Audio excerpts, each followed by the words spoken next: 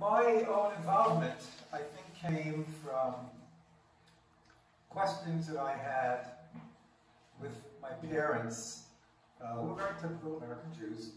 I said, what did you know during the Shoah?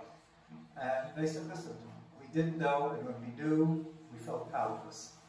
Now, my own involvement came, I think, really as a matter of my involvement in the American Civil Rights Movement. I was active in New York in SNCC, Student Then Nonviolent Coordinating Committee, before the chair, several years later, H. Rap Brown, said, violence is American as cherry pie. But at that point, it was really a very strong and powerful force, and young Jews were involved, not particularly as Jews. They felt something in their DNA, they felt something in their bones that impelled them to go down and to either go down south or get involved. My fellow student at Queens College, Andrew Goodman, wasn't particularly Jewish, or particularly observant or anything else, but he felt impelled to go down to Mississippi, and you know, he was buried over there along with Cheney and Shorty. In fact, I have visited several times, along with my late colleague Henry Gerber, his kever in Queens, and there is not a word of Hebrew on his stone, not a word, not even his name in Hebrew. But something was in his bones. Something was stirring among young Jews.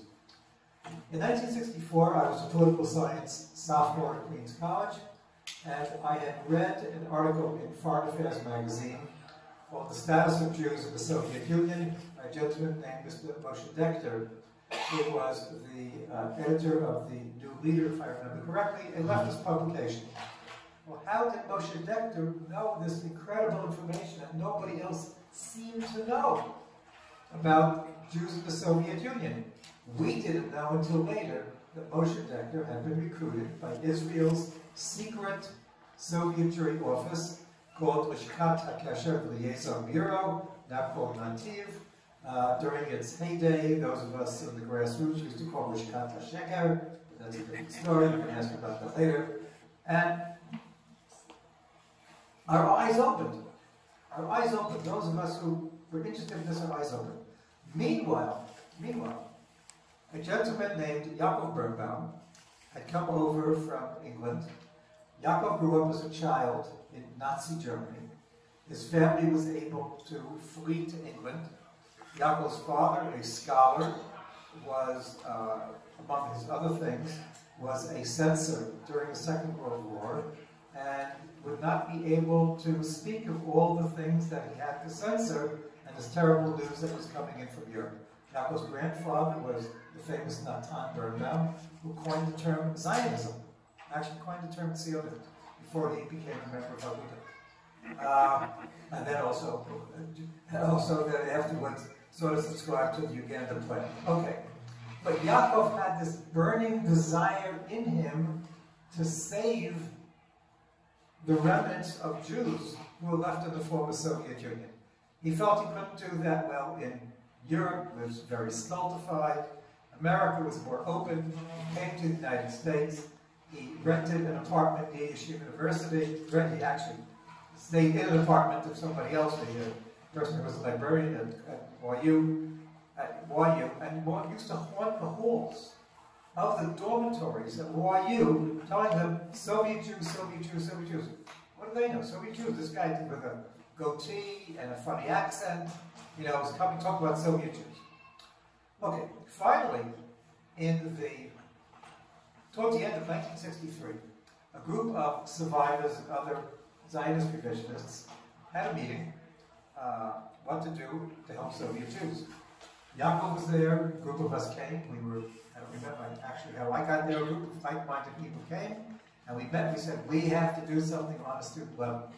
So, at the end of April 1964, April 27, 1964, we gathered in Philosophy Hall at Columbia University, there's about 150 of us, what to do to help Soviet Jews. And you know, the discussion went hot and heavy, what to do. Some of us, like myself, came from the American Civil Rights Movement, other people from just regular college, other people from yeshiva, what to do. Finally, we decided that 4 days after that, we're going to go and demonstrate at the Soviet mission to the UN. What was 4 days after that? It was May Day. A good way to help celebrate May Day. And Lenore, raise your hand, my holy wife, was there as a student at Stern College. And people just came.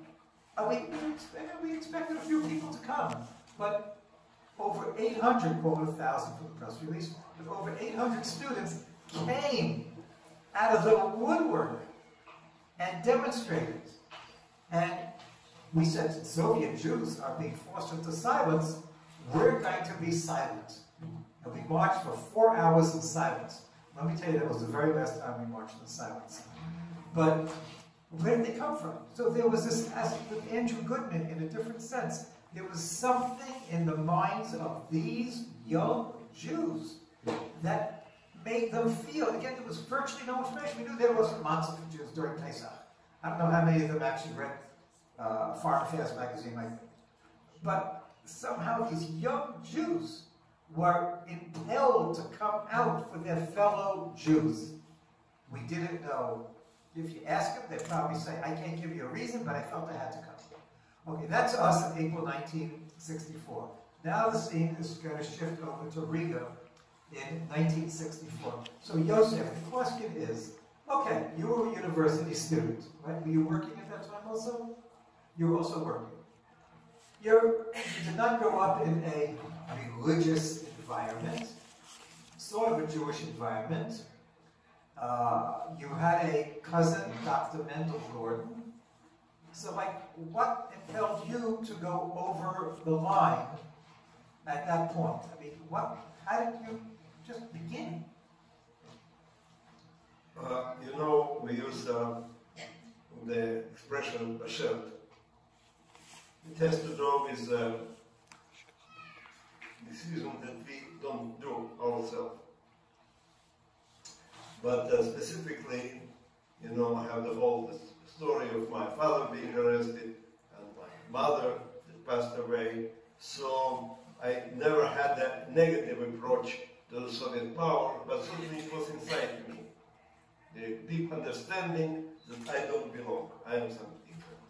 And then when I went to work at age 16, 1963, I was born in 47. Then already former prisoner of Zion, I mentioned it before, like David Havkin, Josef Schneider, etc., come together. They were released that time from the prison, like around exactly at the time, 63, 64, and they felt that something should be done against assimilation. And they understood a very simple reason for assimilation that we don't meet. There was no place to meet youngsters, young people, young girls and boys. And they looked for a place half legal to make us meet and to build a community. So one of the decisions was Rumbala, the place of massacre, to go and to rebuild it. Also it was against the will of the authorities, but they assumed that it would be hard, the authorities, to prevent us from doing that. So one day, studying in my high school, a friend of mine announced, friends, next Sunday, young people are going to rebuild the Jewish cemetery. Why specifically I decided to go there, I cannot explain. For all other friends from the school wouldn't come. And it was the beginning. The moment I came to the place, terrible place of the massacre, I never left it. And it is how I got my Jewish Zionist education right there on the graves. Certainly, Menachem Mendel Gorin had an influence on me, for he was studying for his 4th degree, a real doctor, PhD, and he is originally from Dvinsk, so he stayed in Riga in our apartment, and we talked and we discussed, but he never pushed me to do that. The decision was mine to go to help that people. And as you started from Never Again in America, I started it, Never Forget It in Russia. It's like really Ashgoche. In the 1963, 1964, we started it together from both sides of Russia. After it, you cannot believe that there is no Ashgacha. Okay. You had mentioned during your talks that a few years later, well, let's talk about the Six-Day War, because I don't think you really talked about it too much. I remember reports coming out from the Soviet Union at that time that young Jews might greet each other like this, meaning Moshe Dayan. Am I correct? I've heard that from friends who were there. It's a good joke. It's a good joke. It's a, you know, me except if you know.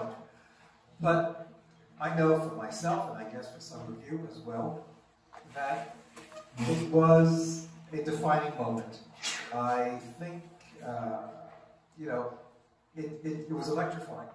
I could tell stories, but I'm not interested in my own personal story on this. But you lived in Riga. Riga was taken over by, was not a part of the Soviet state until the Second World War. And many of the Jews had been wiped out. I remember being in the shul and seeing the inscription over the Aron Kodesh. It said, Baruch Hashem Shalom Latanu was it Teres Mishinehem. Thank God we were not given as prey to their teeth. I mean, what kind of, you know, you say, and stuff like that. Who has that kind of thing except people who went through this incredible trauma? So, 67. First of all, what did you know about the war? What did you know? Did you think that Israel was going to lose? How did you find out information? And what effect did the war have on you and your friends? As far as we started our activities in 1963, in 1966, we had a big gathering where we managed to build the Kever Ochim in Rumbola, and there was a huge underground demonstration, memory demonstration on Yom HaShoah V'Hagvura. Hundreds of them came, and I spoke there, and I was that inspired with whatever, you know, the war, Karbolas from fascism, etc. So the very day in the evening, I suggested my friends to establish an underground Zionist organization, to let my people go. So in 1967, we were already involved in all kinds of illegal activities. 67 was not special for me. And you asked what the sources of information. We listened to Kol Israel, in Voice of America, Liberty. It means my father was at that time retired, so he had time. He would go all the day, you know, slam, right? Mafrim, Vasim Brash. Yeah. So you can move. Jam. Right. Jam, right. So my father had enough time to move. The moment they jam Voice of America, he will move to something, call Israel from Yerushalayim, and then you move to Russian language and Liberty. It's enough sources. We did know everything. And I remember that if you mentioned 67, when it happened, June 6, on June 5, we celebrated the birthday of my friend, a member of my organization, and I told them during the party, אני מרים כוס ברכה לקראת ניצחון גדול של צה"ל במלחמה. So, you know, we were crazy, fanatic Zionists. Well, let me ask you, do you think that Riga was a little bit easier, right? Do you think you could have done this in Kiev, in Kharkov, in somewhere in another part of the Soviet Union that was not the Baltic states? Yeah, we had, I mentioned we had a Zionist organization in Leningrad. It was created, established around 65, 66. In Kiev, I don't know for sure, but more or less in different places, specifically in Moscow, there was already, and because of the former prisoner of Zion, David Havkin, Zichron Livracha, the moment he got released from the prison, he started immediately his activities going around in different cities and activating. So it's, 67 was very important to expand our influence. But fanatics were all there on the spot, ready to do that. If I could, I would go to fight immediately to the front. Instead, I remember on 60-Day War, we got a book translated in Russian. David is fighting against Goliath about Milchemet Atzmaut. So I sat there in a secret place and printed this book in Russian language. I produced 11 copies of the book. And well, listen, how did you do it? How did you make copies? Automotive printing a printing machine. You were able to have access to a printing machine? That time, in 1966, they start selling printing machines openly. So we collected money. It was like, I believe, 165 rubles. We were students, but we collected the money and we went to buy the printing machine. And then we had somebody said he exchanged the letters for if they know the moment they sell you the printing machine, they took all the how it registration. Not only registration. Instructions. You know how it's you print. Right. And it is in KGB. The moment they found the materials, they can easily they take your name and your passport, etc. So we changed it. Okay, so you've developed a Zionist underground. Not me. You and friends. Yeah, friends. Okay, you and friends. Okay, you've talked about some other places. You mentioned during your talk that by 1968 there was a group that began to consolidate. Now, how did you do it? You said that you became the editor of Eton, the Jewish magazine, the Jewish newspaper. But how were you able to, under these circumstances, get to coordinate with other Jewish groups around the country? I did coordinate. Older people, older friends would come once in 2-3 months together in a specific place and discuss all the problems and make decisions. You need funds, money, right? You need materials to print. You need maybe textbooks in Hebrew. So they come together. Where would they come together? It depends. Once it was in Leningrad, another time was in Kiev. It depends, not to be on constant place. Just imagine to what extent it was, like really Zionist underground movement. The KGB, when they discovered it after our arrest, they couldn't believe. They thought that's only Jews are able to establish in the end of the Soviet power an underground nationwide. We have to be proud of that, So let me ask you your own personal experience. So when did you travel to any of these meetings? Did you travel to any of those meetings? No, I traveled to meetings of, there were 2 more editors, so we would come together and discuss the portfolio of our edition. Well, okay, so what kind of, first of all, what kind of articles were produced? Were they originals? Were they translations? And how would you make copies? And how would you disseminate copies of each other? One source was foreign journalists. It was a special kind of connection between the opponents of Soviet regime, dissidents, Jewish, that would stay in touch, in close touch with foreign journalists. and it's how they would get articles on Israel, and even books, and pass over to the Zionist underground, the youth, you know, and it's how we got it. And then part of the materials of the Iton, we called it Iton, was from foreign newsletters, you know, translated in Russian language about Israel and general situations, etc. All as it had to do with tradition, I wrote it myself. But, you know, Yom Tovim, and well, I mentioned Purim and Pesach, etc. And then there was information about general situation inside Soviet Russia, applications, permissions, hardships. So 3 parts of the Iton. How many copies were produced? How did you produce the copies, and how did you distribute the copies?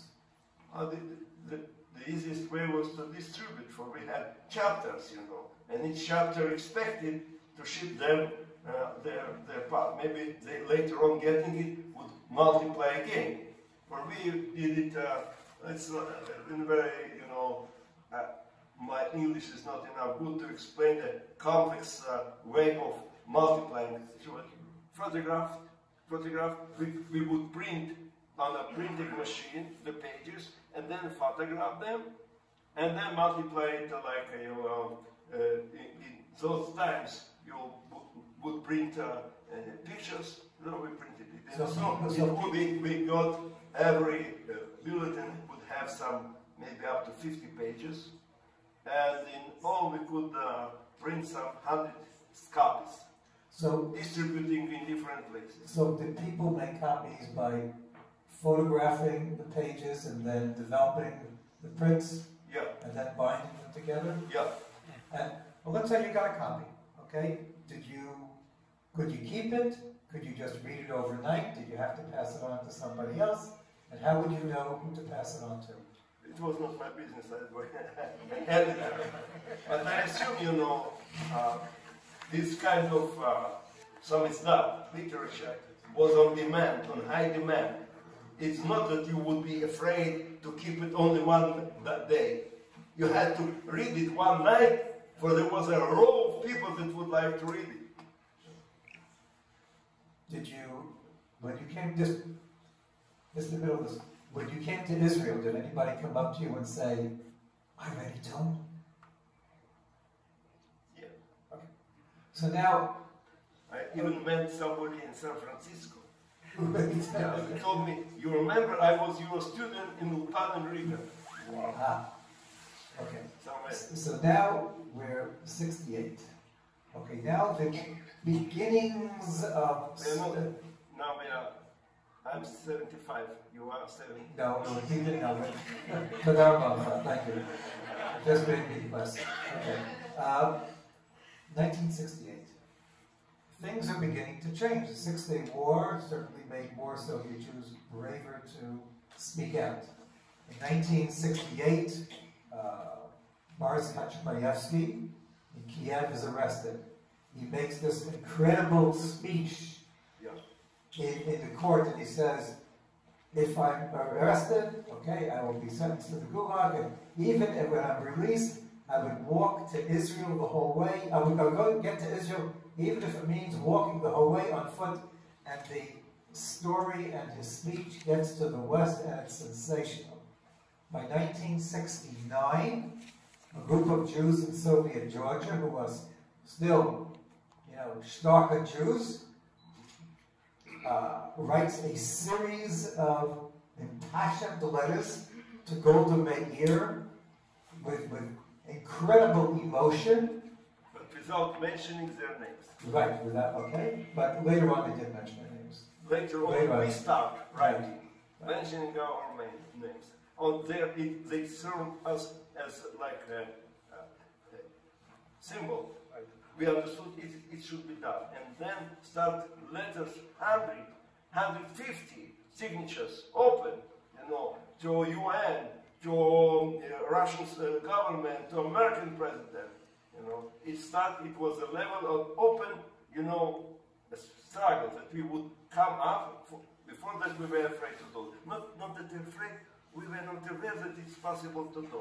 The Georgian Jews serve as an example what should be done. So immediately, people were glad, crazy to give their signature, to say, we are against you, we would like you us to leave, By 69, by the way, the Israeli government, okay, for those who just, this is the part that we don't really talk about too much, but the Israeli government found itself in a bind. The Israeli government was not, Israel was not strong as it is today. Certainly, the Soviet Union was arming all of Israel's enemies.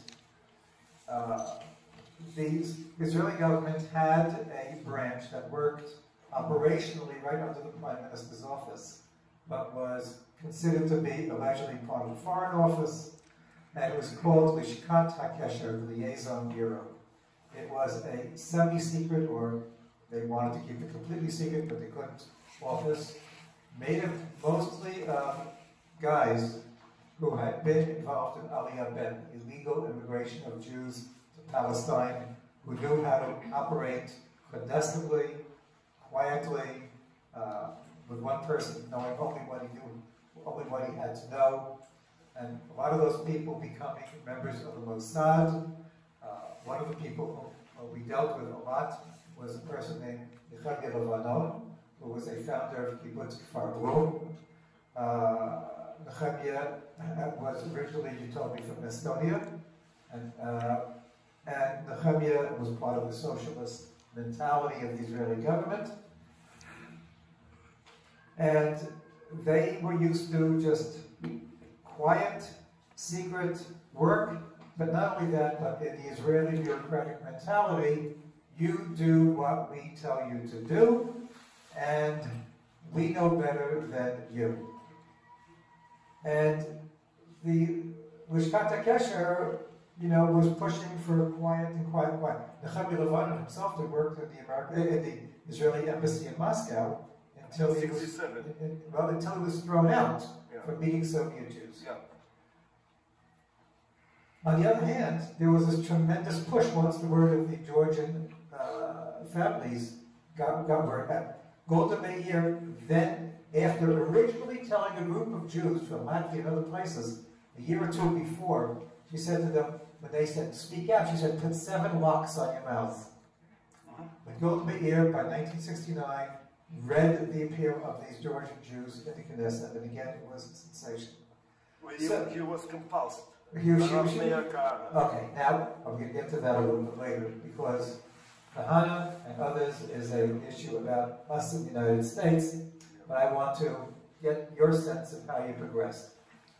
Okay, by 69, it seems to me there was a group of Jews in Leningrad and in Riga who were thinking about taking a plane to leave, not just getting tickets to Israel on a flight, but stealing a plane. But if I recall, that the original plan was to go on a jet plane, 60 or 80 people, buy up all the seats, and take over the plane in the middle of the air. It was a real hijacking, at a time that many other hijackings were taking place, especially against Israel. So, first of all, how crazy was that idea? Do you think the KGB knew? And why didn't that plan take place? Well, I told about it yesterday. It's obvious.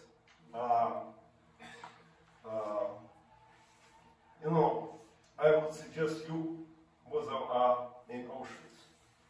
And I suggest you to try to run away from Auschwitz. Is it crazy? It's not crazy. For there is only way to die in Auschwitz or to try to escape. It's, the situation was abnormal. So the reaction was abnormal as well. I can't measure in terms of your regular life. We felt we are in prison, we are slaves, and every possible way to escape slavery and become free man, it makes sense. But don't you think the KGB knew about this? Yes, they did know. for a simple reason. But up to the time, we was an open, half-open educational movement. And if somebody would come to my ulpan to study Hebrew, I would be only glad. And so never could I check. I couldn't check whether he is an agent of KGB or not. So certainly the whole movement educationally was infiltrated by KGB agents. And as far as Gutman started trying to mobilize the students in Leningrad to be part of the activity, certainly they did know it on the spot. Okay, so now there must have been a time where somebody said, this is crazy, we better ask the Israeli government, since hijackings are taking place now out in the West, we better ask the Israeli government. So what happened there? No, it was not the approach. The leaders of Leningrad Committee, David Chernoglas is still alive, Baruch Hashem, is 120 in Israel. They simply felt that it is counterproductive and thought would not stop it. Wouldn't stop it, so they decided they will call up a Golda Meir. Obviously, Golda Meir will tell Niet, and then it will stop. They would ask for permission from Golda Meir, understand? They believed that the government, the Lishka, would be against it. They used it like an excuse to press Gutman to stop and Dimshit, to stop this kind of activities. Okay, I remember that I had interviewed a person who was then a young Norwegian Jewish student and who had gone in and brought the word out, brought the question out, should we hijack a plane, and how do you get the answer back in? Ronnie Aronson. Dr. Ronnie Aronson. And the question then, how do you get the word back in? So the question was, well, should this woman take her a certain medication? And the answer came back in a phone call from Israel, yeah, don't take the medication. So why did you guys decide that you should continue? What helped you to feel that you had to do this? To begin with, I was aware of this kind of discussion inside the Zionist committee in Leningrad. And just it I discussed with my cousin, Dr. Menachem Gordon, for he was one of the leaders of the Zionist movement in Riga. And I told, see, they say something very clever. They say, you are certainly being watched by KGB, and it will be a pretext. You will play in their hands to crush upon the whole education movement. You will nothing achieve, and just, say, like, crush up the whole movement. What to do? And Menachem Mendel told me, certainly it's a heavy reasoning, but this educational movement will not help, will not prevent assimilation. We cannot, acting illegally, to reach out more than for a couple of thousands of people, having millions of them. The only way is to try to run away, to break through the Iron Curtain. So I accepted the approach. Yeah. Why we accepted the approach? Again, there was no other way out to save our nation from Soviet assimilation. Okay, if I recall correctly, that when you found, or not you, but the person who was the pilot, found incredibly, seemed miraculously, a route for a little plane of 12 seats that was flying right next to the border between the Soviet Union and Finland, and made a stop very, very close to the border, and it seemed almost miraculous. I think, did you question about the fact that this was almost a miracle, or did you think it might have been something set up by the KGB? I can't explain you our spirits. Really, we were crazy. Baruch Hashem that you were created. You know yourself good that just because of it started, right? If you would be clever and calculated, it was obvious that it's impossible. And then I discussed it with somebody, a friend that I mobilized to take part in it. And before we started the operation, he told me, let's sit again and discuss again in small details. Maybe what you are planning is impossible. I told him, I'm not going to discuss it. He asked, why not? For I thought, we would like it to be possible. That's all. I can't understand it. Again, imagine you are running away from Auschwitz, from Sobibor. You are going to make all the details there. And then I told something. We escaped not being angry with the Soviet Union. We escaped we were in passion, in love with the state of Israel. And the love, as you know, is a very strong, gives you a very strong energy. The love to Eretz Israel, to be part of Eretz Israel. We were crazy. You were dreaming, what is really possible that soon we will be a part of Israel, serving an IDF. It is a dream that I was ready to sacrifice my life. Before the actual attempt at the hijacking on June 15, 1970, I recall that you wrote a very strong letter that reached the West. Could you describe that letter? Well, I mentioned it yesterday when it turned out that Kuznetsov told me in the last moment that as if Butman asked him, Butman was aware, but in Riga we are going to do that. So he told, at least do something to cover the Jewish character of it. I got angry. What? We are doing just for that, to give it a Jewish outcry. And Kuznetsov is going to cover it.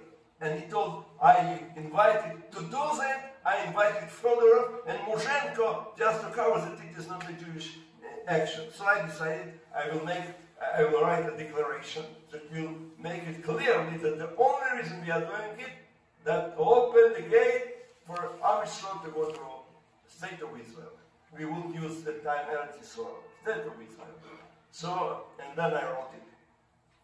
And I went to Kuznetsov, he signed it. And then Dimshis was not around. Mostly I falsified all the signatures for all the people were already in Leningrad. Me and Kuznetsov, maybe somebody else, the two brothers of Salmason were there, they signed it as well. I signed it for Dimshits and for Silva, Salmason, for everybody. It's really a crime. But that you circle of it. Okay. You talked about the arrest.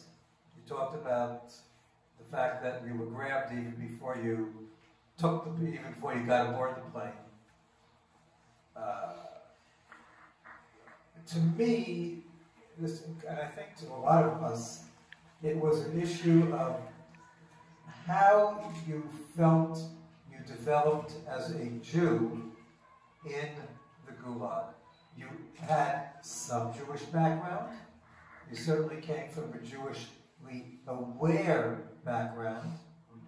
But in your talks, you're talking about Yiddishkeit as not just an ethnic understanding, but deeply held philosophical beliefs, emunah, bitachon. How would you say, in 11 years in the Gulag, these matters, these very, very deep spiritual matters, developed from the time that you were first imprisoned, throughout the time, and you mentioned this afternoon about your hunger strike? I mean, what was the, as we call it in English, the arc of your development in these areas of bitachon and emudah. And looking back, how would you say? Well, it's a long story, read my book.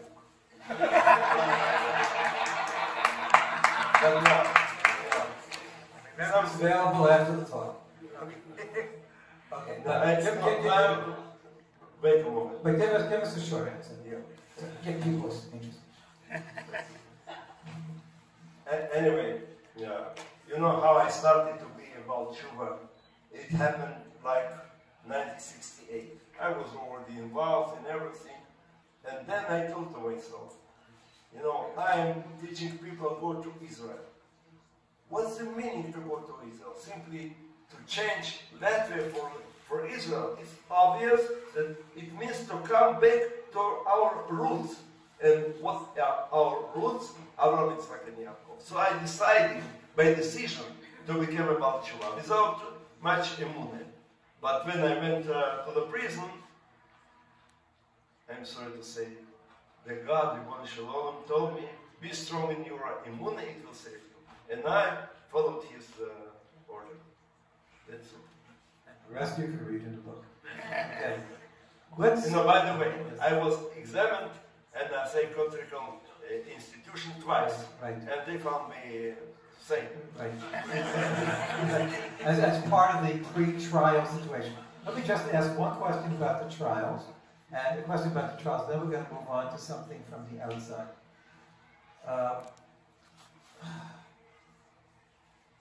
You weren't kept, I mean, there were all these defendants, 12 defendants in the trial? How many defendants in the Leningrad trial? To begin with, when people were arrested, the majority started cooperating. Dimshitz himself started giving information in the airport itself. Silva Zalmanson, all the Zalmanson. Everybody, almost everybody. And I can understand it. But by the time of the trial, after having being separated each from the other person, yeah. You only met each other in the court in Leningrad, right, in December 1970. You would have expected the KGB to have broken many of the people, maybe. Yeah. What I felt bad. What happened at the trial? When I come here, I was ashamed. I felt that now something shameful will happen, you know. So what happened? To do. And then the first to speak was Mendelevich. This was the pilot. The pilot, the leader, the organizer, the head of the group. They told him, Mendelevich, you were a pilot in Russian army, a major, and you were a member of a communist party, and then you got our university education. How I told you come to betray your Russian motherland. So Mr. Dimshitz, Major Dimshitz, Zichrono Livracha, came up and told him, you Russians are anti-Semites. Your state is anti-Semitic. You know, you are against the Jews, and the very reasons that you support the Arabs against Israel, you explain it with all kinds of strategical reasons. Not true. The only reason is you hate everything Jewish, and it is why because our state, you try to break it. And it is why I am against you, you know, for your anti-Semitism. A very strong speech that he prepared in beforehand. He spoke maybe even for half an hour. What about Silva Zalmanson? And other people followed. I remember we heard about the speech of Silva. Yeah. So, did you think that Silva would have been broken? You know, I can't explain it. How, you know, it's better to explain what means broken. What means broken? People say Mendelevich did it, and Mendelevich did that, and etc. etc. My friends are betraying me. He gave me the book, and he told me, and then, and all of a sudden, they start speaking. Good. It doesn't come together. But believe it was from the heaven. It was Hanukkah time. The Hanukkah made them be strong, and specifically the position of Mark Nimshit and Eduard Kuznetsov that wouldn't cooperate, you know. And then when they come together and start looking each to other, it brought them back. It brought them back to their, like, what happened half a year ago, and they come back as they used to be. It was their mistake of KGB to bring us together. They could sentence each other and chas v'sholom, what will happen, Okay. Meanwhile, back in the West, the really a Soviet Jewry movement was growing. This was already 6 years into the modern-day Soviet Jewry movement. There were different strains. The Israeli government was being very cautious for obvious reasons. They felt themselves under tremendous pressure by the Soviets. They would have liked to restore diplomatic relations. What they were doing was being done quietly by the Lishkat HaKesher. Those of us who were the students, if you remember, we were out in the streets demonstrating constantly, and as more information would come out, we would be able to utilize that. December 1970, again, we didn't know in the beginning, you know, about the trial. It wasn't like it was on NBC or CNN, like, you know, that immediately after June 15th. But as the word got out, things started moving. During the trial, we were out in the streets in New York, as an example, in front of the Soviet mission to the United Nations. There were different approaches to the issue. What we call the Jewish establishment was working diplomatically, working from their perspective. We felt that our role was out on the streets. At the same time, in 1969, the year before, the Jewish Defense League was founded in 1968 by Kahana. Kahana, who had originally backed us in the student struggle for Soviet Jewry, always felt we were not doing enough because our background was non-violence. Kahana had a different perspective. By 1969, he saw a vacuum in the American Jewish establishment, and the JDL became involved in Soviet Jewry. I have my own perspective on the Jewish Defense League. But from your point of view, what did you hear about demonstrations in the West, and did you feel that violence by demonstrators was justified against the Soviet government? See, at that time we didn't know whether American Jewry is going to support us or not. The Russians were very angry. It is Rabbi and Jewish Defense League, so they would almost every day publish articles about that. And we got an impression that the movement expresses the whole American community. We felt it is you, not specifically a small group, and I would say it was important, very important for us. It brought us spirit, you know, to know that you are supporting us. Later on, it turned out that it was a small group, you know. For us, it was the whole American Jewry. What about the violence? The Russians are showing. You understand? It's good to be violent.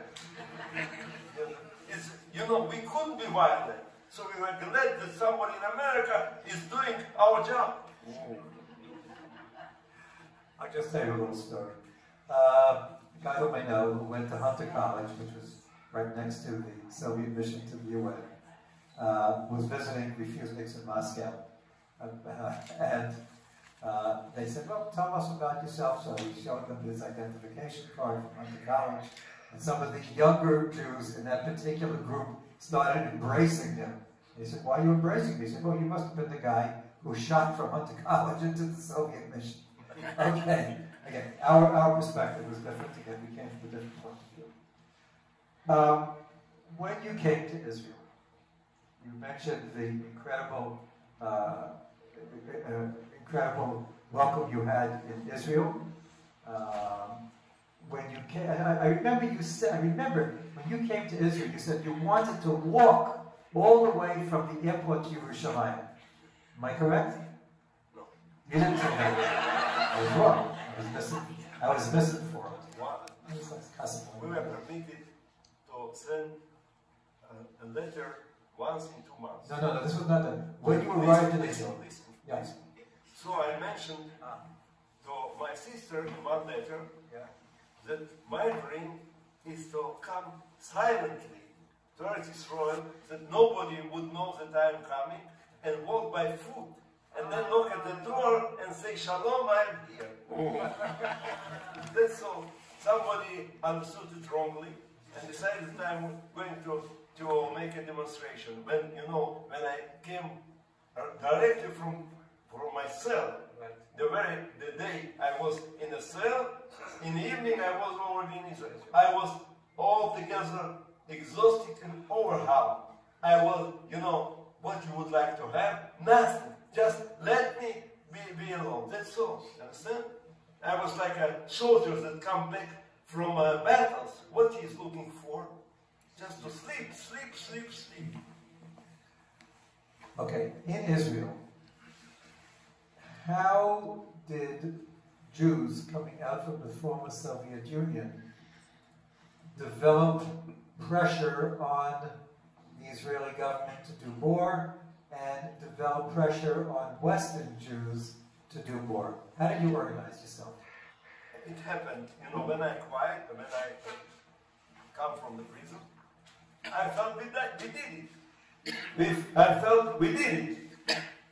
And then, step by step, I understood that our struggle is not accomplished. I was approached by a group of former refuseniks that got permission to leave by the time that I was released in the 80s. Yuri Stern, and they told Yosef, the struggle goes on. And you have to be part, you are known, you have to be part of the struggle for Soviet Jewry. So it is how I established the Information and Education Center of Soviet Jewry, like Michael Sherborne, but much more easier, we would call with the support of Union of Councils and Student Struggle, we got some budget to call everybody possible, collect information and pass it to the West. Certainly we were, in Israel, we were persona non grata, not willing for.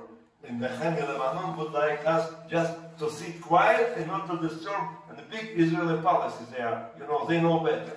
So, I could listen to Yuri Stern and say, okay, I did my part of the job. Now do it. I am proud that I was still as a fighter. The moment I heard and I understand what's going on in Russia, I felt I have to, it's not accomplished, I am coming back to the struggle. So up to the end of the 80s, I was inside. Okay. And I got, how we did it, we got best friends that would understand us. Union of Councils of Soviet Jewry and Student Struggle, our friends, we spoke the same language, we had the same concept, and it was excellent. Okay, now you came to Israel as 33 years old? 33 years old. You were single. Today, you're a grandfather of many children. How did it happen that you met Katya, your wife?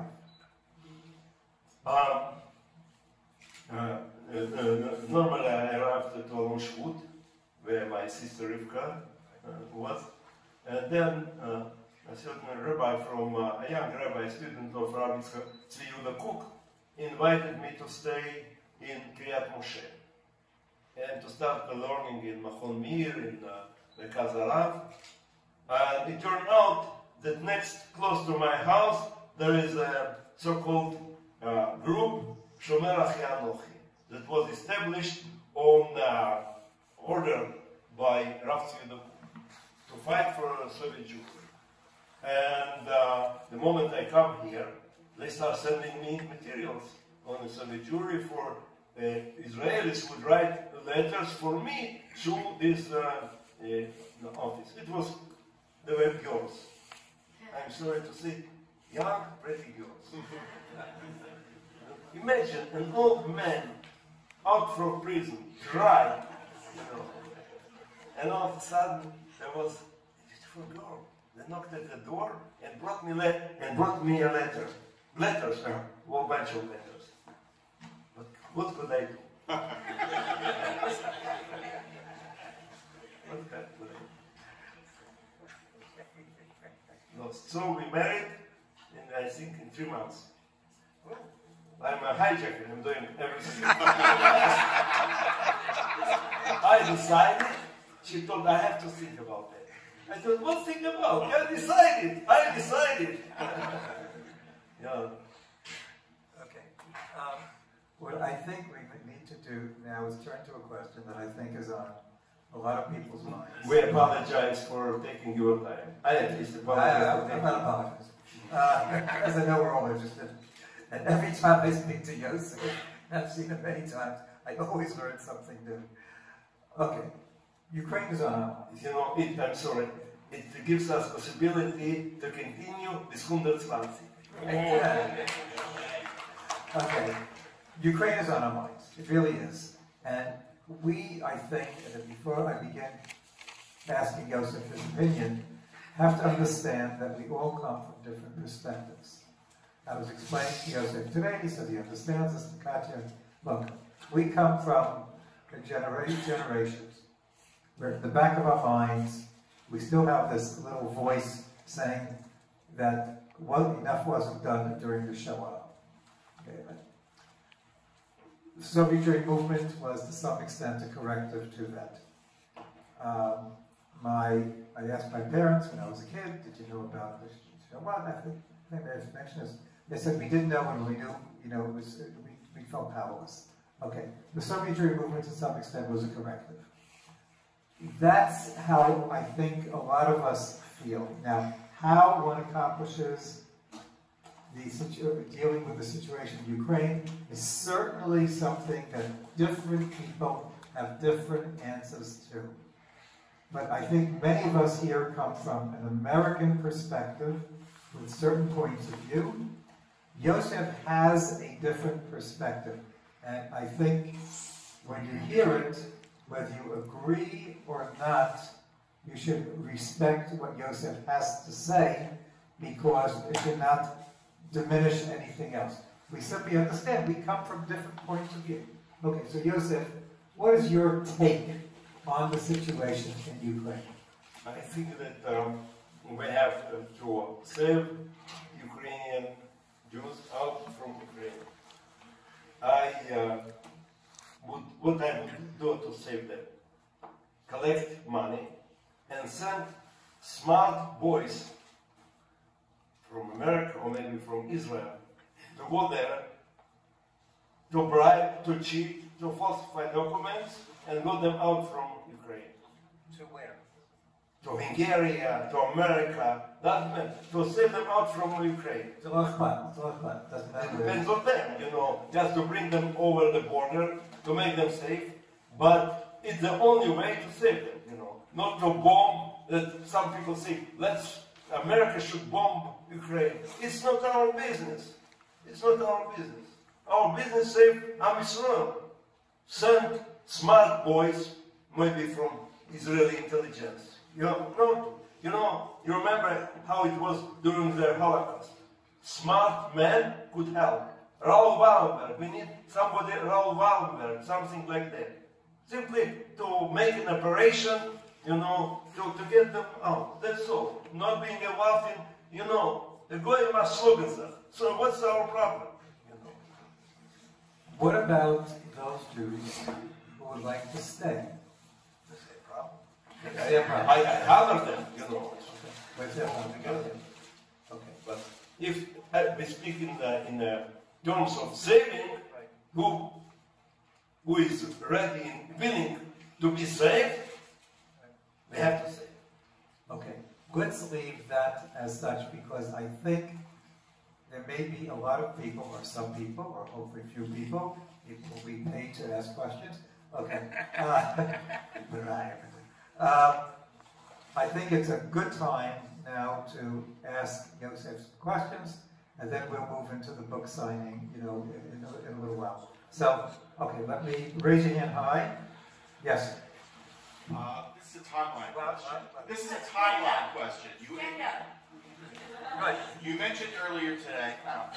You mentioned earlier today that you went from prison to Vienna, and it sounded at the time like maybe that was some period of time in Vienna. But you just mentioned that you woke up in your cell and you went to sleep in Israel. So what was that day like? It was in the morning. In the morning, I was taken out from my cell in Moscow. And the same moment I was announced that I am being expelled from Soviet Russia, I was put on their car, brought to the airport, and sent away to Vienna. In Vienna, I stayed for a couple of hours and sent to Israel. And something interesting, when I stepped from El Al airplane in Ben Gurion, there was a bunch of Israel journalists. And I remember a woman with a mic, I'm still on the steps. How you see the future of the state of Israel? You know what I told? Mamlechet Kohanim v'Goy Gadol. So they closed the mic, all the journalists closed the microphone, another fanatic. Okay. Your question, could you kindly stand up back here?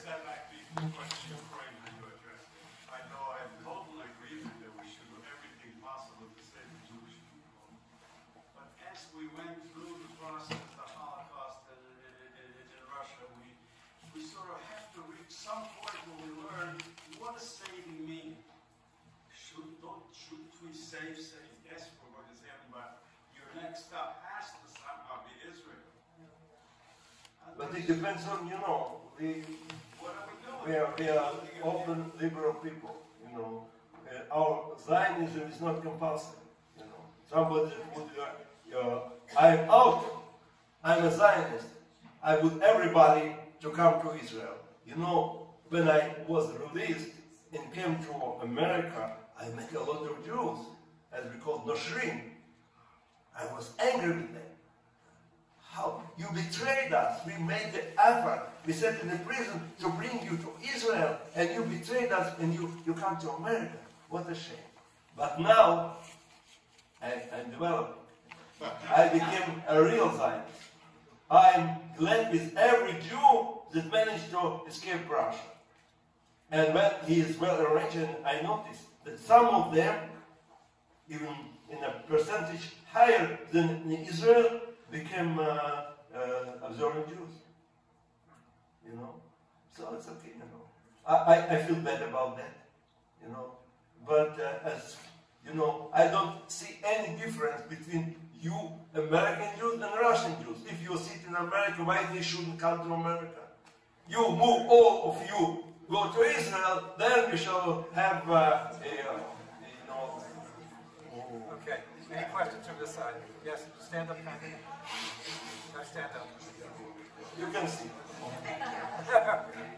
So the question I have is on a different note, and it kind of links together what you spoke about last night, this morning, that concept of tremendous bitachon that kept you alive while you were in the gulag. You were Baal Tshuva, and you had tremendous faith and believing in Avraham, Yitzchak, Yaakov, and that is what got you through that dark period. As was similar to many Holocaust survivors that got them through that period. Right. So I think you give us a unique perspective of how to move that forward. And my question is, what happened with many Holocaust survivors is they had that faith which propelled them, but then they got to Eretz Yisrael, and they were free now. And with that freedom, often comes the lack of the Shomer Mitzvot.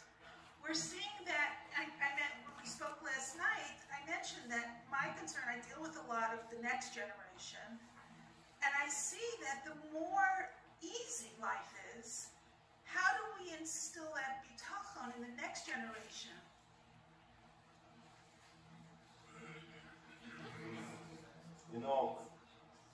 As we say in Israel, follow me. You know, the commanders in Israel, IDF don't send soldiers. They go forward, achalai. So I say, achalai, I have bitochon, follow me. So Yosef, what you're saying is you need to develop a group of people who can inspire and say acharai. Not just saying. No, I am astonished. I am astonished to know that you people don't have bitochon. Why should you? You know, it's obvious. That like how to say? Rabbi Shalom is here. He's doing miracles with Israel. He established our state. He is leading people. Kibbutz Galoyon. What kind of bitochen you need more? You know, think about it. You know, when I'm teaching in yeshiva, I say previously we had to bring some evidences that there is the God, Ribbon Shalom. Right now we don't need it. It is history. It's written in the newspaper. Here, Ribbon Shalom is here. He's acting. People, open your eyes. And again, he established us the state of Israel. He brought our Goliath, 7 million or even more, to Eretz Israel.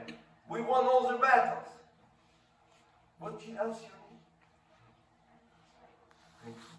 Let's take that. This is a serious issue. If a teenager would come to you, an American teenager would come to you and say, why should I have emunah? Would you say, just look at history?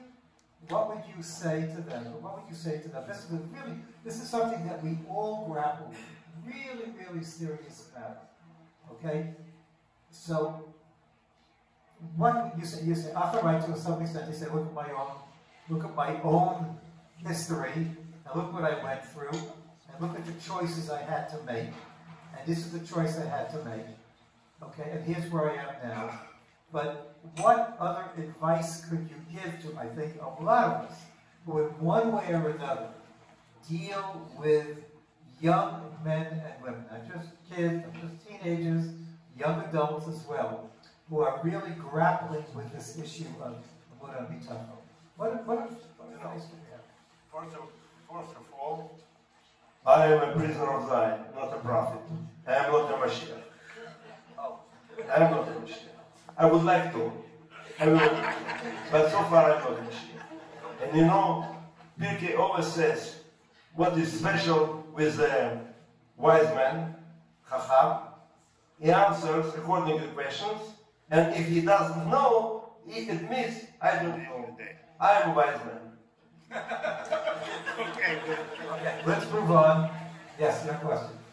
Before the prisoner of Zion movement, there were Soviet dissidents. For example, I think Andrei Sakharov was one of the first Soviet dissidents.